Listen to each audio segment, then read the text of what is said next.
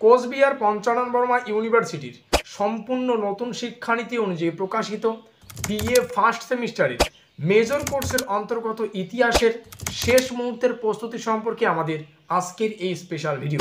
কাজে আজকের এই ভিডিওটি কিন্তু তোমাদের জন্য খুবই গুরুত্বপূর্ণ হতে চলেছে। আজকের এই ভিডিওটিতে আমরা 3 নম্বরের, 6 নম্বরের এবং 10 নম্বরের প্রশ্নাবলী সাজেশন সম্পর্কিত আলোচনা করবই।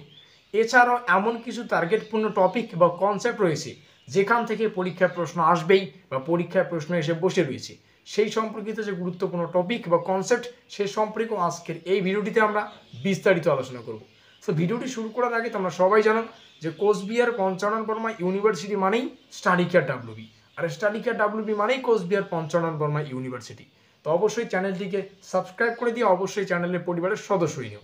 আর দেখো, ভিডিওর নিচে যে কমেন্ট বক্সটা রয়েছে সেটা কিন্তু সকলের জন্য খোলা, তো তোমরা কমেন্টে এটা জানাতে ভুলো না আজকের এই ভিডিওটি তোমরা কোন কোন কলেজ থেকে ওয়াচ করছো।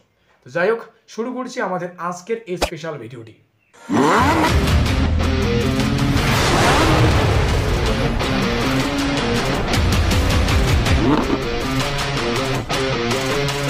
তো ঠিক যেমনটা আমরা আলোচনা করলাম, কোচবিহার পঞ্চানন বর্মা ইউনিভার্সিটির বিএ ফার্স্ট সেমিস্টারের মেজর কোর্সের অন্তর্গত ইতিহাসের সম্পূর্ণ সাজেশন সম্পর্কে আমাদের আজকের এই স্পেশাল ভিডিও। আর আজকের এই ভিডিওটিতে আমরা শেষ মুহূর্তের প্রস্তুতি সম্পর্কে বিস্তারিত আলোচনা করব। আজকের এই সাজেশনমূলক ভিডিওটির নাম রাখা হয়েছে ব্রহ্মাস্ত্র সাজেশন। আজকের এই ভিডিওটি তোমরা শুরু থেকে শেষ পর্যন্ত দেখতে পারলে মেজর কোর্সের অন্তর্গত হিস্ট্রি সম্পর্কে তোমাদের আর কোনোরূপ মাথা ব্যথা থাকবে না।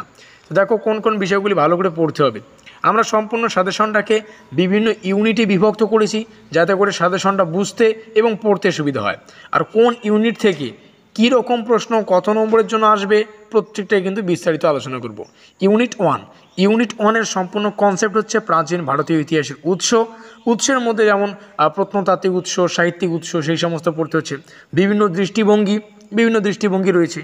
তারপরে ভারতবর্ষের ধারণা। তাহলে প্রথম ইউনিট ওয়ানের মূল কনসেপ্ট হচ্ছে এইটুকু। এবার এগুলোকে বিভিন্ন খণ্ডে বিভক্ত করা হয়। যেমন এখান থেকে পড়তে হচ্ছে মূল যে বিষয় সেটা হচ্ছে ঐতিহাসিক পুনর্গঠনের উৎস, তারপর হচ্ছে এবং সরঞ্জাম, তারপরে সাহিত্য, প্রত্নতাত্ত্বিক, এপিগ্রাফি এবং মুদ্রাগ্রাফি। তাহলে ঐতিহাসিক পুনর্গঠনের উৎস তো পড়তে হবে, তার বিভিন্ন উৎস রয়েছে, সেই সমস্ত উৎসগুলি পড়তে হবে। যেমন সাহিত্যিক, তারপর প্রত্নতাত্ত্বিক সরঞ্জামগুলি, সাহিত্যিক সরঞ্জাম কোনগুলি, প্রত্নতাত্ত্বিক সরঞ্জাম কোনগুলি, এগুলি। এপিগ্রাফি, মুদ্রাবিদ্যা। এই যে এপিগ্রাফি এবং মুদ্রাবিদ্যা একটু টিকা টাইপের আকারে পড়ে নেবে 3 মার্কের জন্য। আর এই সমস্ত প্রশ্ন 6 এবং 10 নম্বরের জন্য রেডি করতে হবে। তারপরে এখানে খতে রয়েছে প্রাচীন ভারতীয় ইতিহাসের পদ্ধতি সম্পর্কে পড়তে হবে, ভারতবর্ষের উপলব্ধি পড়তে হবে, এবং এখান থেকে সর্বশেষে পড়তে হচ্ছে ভারতীয় ইতিহাসের উপর ভৌগোলিক বৈশিষ্ট্যের প্রভাব। তো এই হচ্ছে আমাদের সম্পূর্ণ ইউনিট 1, যেখান থেকে 3 নম্বরের প্রশ্ন আসবে, 6 নম্বরেরও প্রশ্ন আসবে এবং 10 নম্বরেরও কিন্তু প্রশ্ন আসার সম্ভাবনা সব থেকে প্রবল। দ্বিতীয় ইউনিট, যার নাম হচ্ছে প্রাক ঐতিহাসিক যুগ। তাহলে আমরা যদি সম্পূর্ণ প্রাক ঐতিহাসিক যুগটা কনসেপ্ট বা যুগের যে কনসেপ্ট সেটা ক্লিয়ার করি, তাহলে আমাদের এখান থেকে অর্থাৎ ইউনিট 2 থেকে আমাদের আর কোনোরূপ মাথা ব্যথা থাকবে না। তো তোমরা যারা প্রাক ঐতিহাসিক যুগের A to Z concept clear করবে, তোমাদের আর কোনোরূপ কিন্তু এখান থেকে চিন্তা থাকবে না। তো এখান থেকে প্রথমেই পড়তে হচ্ছে ক নম্বরে পেলিওলিথিক, সংস্কৃতিক্রম এবং ভৌগোলিক বন্টন, টোপোগ্রাফিক এবং জলবায়ু পরিবর্তন, পাথর শিল্পের বিবর্তন এবং ব্যবহার এবং অন্যান্য প্রযুক্তিগত উন্নয়ন। সেকেন্ড যে বিষয়টা পড়তে হচ্ছে মেসোলিথিক সংস্কৃতি, আঞ্চলিক এবং কালানুক্রমিক বিতরণ, প্রযুক্তিতে নতুন উন্নয়ন এবং অর্থনীতি, রক শিল্প, গুহা শিল্প, প্রত্যেকটা এখানে রয়েছে। 3 নম্বরে পড়তে হবে লিওলিথিকের খাদ্য উৎপাদক ধারণা, প্রযুক্তিগত এবং অর্থনৈতিক উন্নয়ন। এই হচ্ছে আমাদের সম্পূর্ণ ইউনিট 2। ইউনিট 3তে আমরা চলে আসব, যেখানে ইউনিট 3 সম্পূর্ণ কনসেপ্ট প্রোটো ঐতিহাসিক যুগ। এখানে আমরা হরপ্পা সভ্যতা পাবো, ঠিক আছে। তো প্রোটো ঐতিহাসিক যুগের A to Z concept clear করলে এখান থেকে আর কোনোরূপ অসুবিধা হবে না।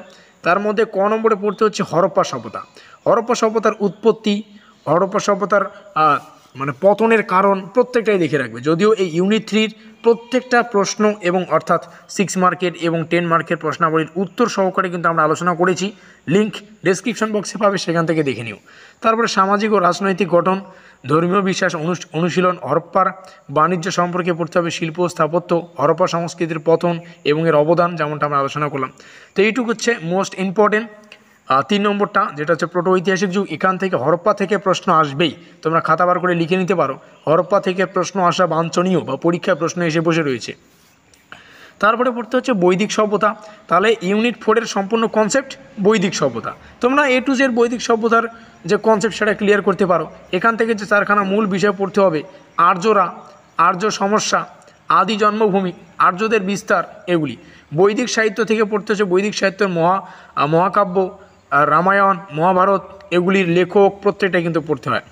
আর্যদের সমাজ, অর্থনীতি, রাজনীতি, ধর্ম, সাময়িক কৌশল, বর্ণ ব্যবস্থা এবং নারীর অবস্থান, এই হচ্ছে সম্পূর্ণ বিষয়। বা তোমরা অ্যাকচুয়ালি এক লাইনে বলতে গেলে এই বৈদিক সভ্যতার A to Z কনসেপ্ট তোমাদের ক্লিয়ার করতে হবে। পরবর্তী ইউনিট 5 যেখানে আছে নতুন ধর্মীয় আন্দোলন এবং দর্শন সম্পর্কে।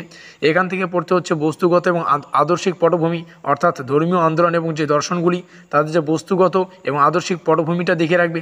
এখান থেকে বিভিন্ন ধর্ম সম্পর্কে পড়তে হবে, জৈন ধর্ম, বৌদ্ধ, তারপরে আজীবিকী পড়তে হবে, ভাগবত এবং শৈব ধর্ম পড়তে হবে, তারপরে হচ্ছে সদা দর্শন পড়তে হবে। এই হচ্ছে আমাদের সম্পূর্ণ ইউনিট 5। ইউনিট 6-এ রয়েছে মহাজনপদ এবং মগধন সম্রাট বা সাম্রাজ্য বলতে পারো। বিভিন্ন যেমন ষোড়শ মহাজনপদ এবং তার অবস্থান, রাজনৈতিক, তারপরে যে অরাজনৈতিক রাষ্ট্র, তারপরে মগধন সাম্রাজ্যের বৃদ্ধি, মগধন সাম্রাজ্যের A to Z পড়তে পারো। এর রাজবংশ, কালানুক্রম প্রত্যেকটাই দেখে রাখবে। সামাজিক কাঠামো, ব্যবসা বাণিজ্য এবং অর্থনীতি, আলেকজান্ডারের আক্রমণ, অর্থাৎ মহাজনপদের যে কনসেপ্ট আর যে ষোড়শ যে মহাজন এবং মগধন যে সাম্রাজ্য, এই মগধন সাম্রাজ্যের A to Z জানলেই এখান থেকে যে কোনো প্রশ্ন আসুক না কেন সেটা অনায়াসে লিখে দেওয়া যাবে। পরবর্তীতে আমরা চলে আসবো ইউনিট 7 মৌর্য যুগ। তাহলে মৌর্য যুগের কনসেপ্ট আমাদের ইউনিট 7-এ রয়েছে। সূত্র পড়তে হবে কৌটিল্যের অর্থশাস্ত্র, কৌটিল্যের অর্থশাস্ত্রের মূল বিষয়বস্তু, এগুলো দেখে রাখবে। যদিও প্রশ্নটির উত্তর সম্পর্কে ইতিমধ্যে আমরা আলোচনা করে ফেলেছি, আমাদের চ্যানেলে রয়েছে, তোমরা প্লেলিস্টে গিয়ে দেখে নিতে পারো। মেগাস্থেনিসের ইন্ডিকা, অশোকের শিলালিপি এবং প্রত্নতাত্ত্বিক সূত্র। খ নম্বরে রয়েছে চন্দ্রগুপ্ত মৌর্য এবং তার সাম্প্রতিক নীতি। গ নম্বরে কৌটিল্যের সপ্তাঙ্গ রাষ্ট্রের তত্ত্ব এবং রাষ্ট্রের উৎপত্তি। অশোক দ্য গ্রেট, অশোকের ধর্ম সম্পর্কে জানতে হবে। তারপর মৌর্য সাম্রাজ্যের পতন সম্পর্কে জানতে হবে। আর্য সামাজিক অবস্থা, শিল্প এবং স্থাপত্য সম্পর্কে জানতে হবে। ইউনিট 8 যেখান থেকে পড়তে হচ্ছে উত্তর মৌর্য যুগ। এর মূল কনসেপ্ট হচ্ছে উত্তর মৌর্য যুগ। এখান থেকে এইটুকু বিষয় দেখে নেবে।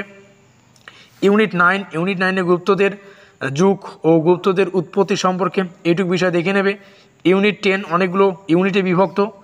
তো ইউনিট 10-এ রয়েছে পোস্ট গুপ্ত পিরিয়ড, যেখান থেকে হর্ষবর্ধনের মূল কনসেপ্ট দেখে নেবে। তারপর হচ্ছে বিভিন্ন হর্ষবর্ধনের যে রাজনৈতিক ব্যবস্থা কেমন ছিল, প্রশাসনিক ব্যবস্থা কেমন ছিল, শশাঙ্ক পড়তে হচ্ছে এখান থেকে। তারপরে চালুক্য, পল্লবের রাজনীতি, এগুলো কিন্তু পড়তে হবে। এবং সর্বশেষ ইউনিট থেকে পড়তে হচ্ছে প্রাচীন ভারতের সামাজিক ও সাংস্কৃতিক অবস্থান। এইটুক বিষয় এখান থেকে একটু দেখে A to Z পড়তে হবে। এই হচ্ছে আমাদের সম্পূর্ণ কনসেপ্ট।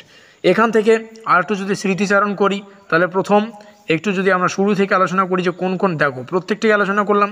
ভিডিওটি শেষে আর একটু আমরা জাস্ট একটু স্মৃতিচারণ করে নিচ্ছি কোন বিষয় থেকে প্রশ্ন আসা বাঞ্ছনীয়। দেখো প্রত্যেকটা বিষয় তো পড়তে হবেই, তবে এমন কিছু টপিক রয়েছে যেখান থেকে পরীক্ষায় প্রশ্ন আসবেই। ইউনিট 1 থেকে ঐতিহাসিক, এই যে প্রাচীন ভারতীয় ইতিহাসের উৎস প্রশ্ন আসবেই। সেটা সাহিত্যে আসতে পারে, প্রত্নতন্ত্র আসতে পারে, ঠিক আছে, যে কোনো একটা উৎস আসবে। 10 নম্বর বা 6 নম্বরের জন্য আসবে। প্রশ্নটা লিখে নিতে পারো, যদি উত্তর সম্পর্কে যথারীতি আলোচনা করে ফেলেছি। পরবর্তীতে প্রোটো ঐতিহাসিক যুগ বা প্রোটো ঐতিহাসিক যুগের যে কনসেপ্ট, অর্থাৎ ইউনিট 3 থেকে 10 নম্বরের প্রশ্ন আসবেই, আর 6 নম্বরের প্রশ্ন আসবেই, এসে বসে রয়েছে, ঠিক আছে। বিশেষ করে এখান থেকে মোস্ট ইম্পর্টেন্ট যেটা হরপ্পা সভ্যতা থেকে যে কোনো প্রশ্ন আসতে পারে।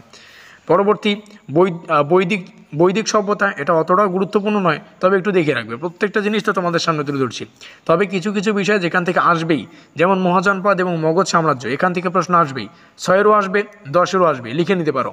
পরবর্তীতে চলে যাচ্ছে আমাদের মৌর্য যুগ থেকেও একটা 6 নম্বরের এবং 10 নম্বরের প্রশ্ন আসা বাঞ্ছনীয়, যে কোনো একটা এসে বসে রয়েছে।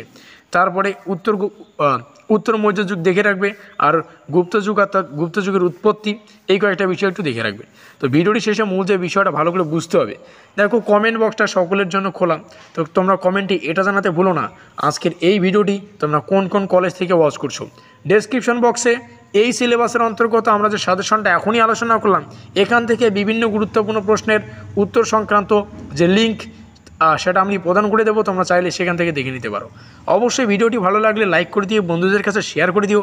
এখনও পর্যন্ত আমাদের পরিবারের সদস্যই না থাকলে চ্যানেলটিকে অবশ্যই সাবস্ক্রাইব করে দিয়ে আমাদের পরিবারের সদস্য নিও। তো আমাদের আজকের এই স্পেশাল ভিডিওটি এই পর্যন্তই।